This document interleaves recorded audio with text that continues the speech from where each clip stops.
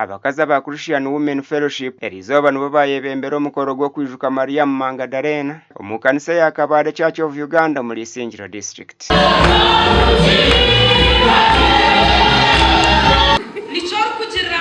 You are a helper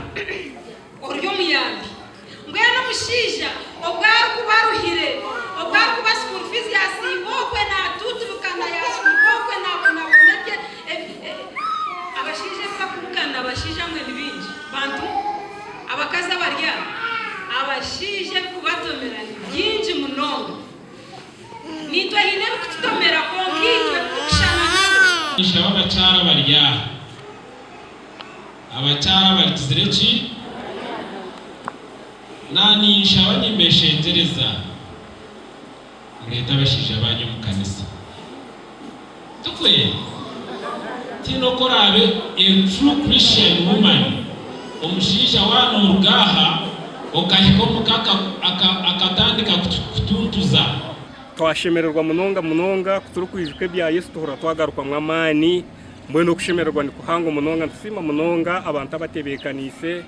umukoro gubebembeirwe rida witu ahabwe kibineki wishemwe tica prima atuheire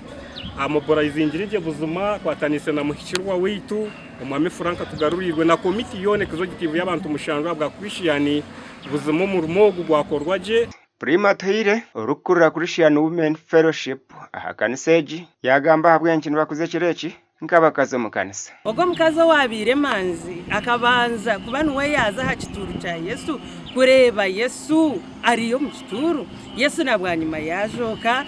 Mariamu nuwe yabandize kumureba mwe nite nk'abakazi ntwegamu okuba mamanzi ntwegamu okwereza ruhanga no mutuma gumwe abo kuba Mariamu ubwo ntumanya ngo ine byabe bumurihize konka habwo kunda ruhanga ahabwo kwe hayo akagenda arabacaba bagenzi rachiturucheye akabuwa mani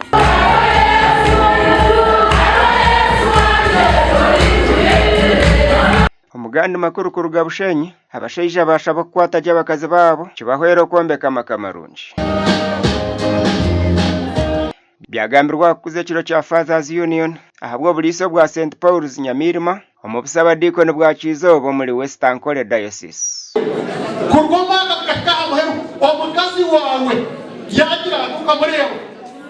365 days ngakara 66 days haro ezoba narwe eryana kwire ochora mu happy wogira kuchikaraga okutandika n'obumwa 1 twakoze constitution ya Fathers Union aba province yone nabera y'Uganda nta kibura mu muntu buke aho ani twathereze ku House of Bishops n'abatakatiriho ki kodo constitution itekatandika gukora abafuye munonga kuba tuba kumanya uburunje burimo ibyo byone binagamba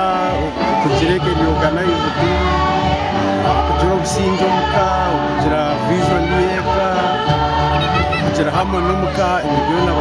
ibyo n'abaferwa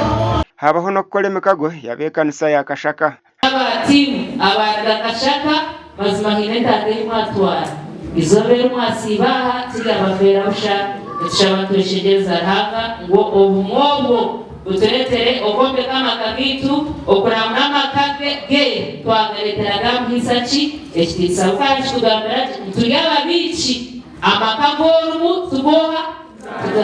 twagira okushohora heru tukagira kwebuza nk'uko twine kitushomayo kikatwegesa kugira ngo amakaga gumeho makuru agagasha kwa Evans Taremwa na Onesimus Ndianabo.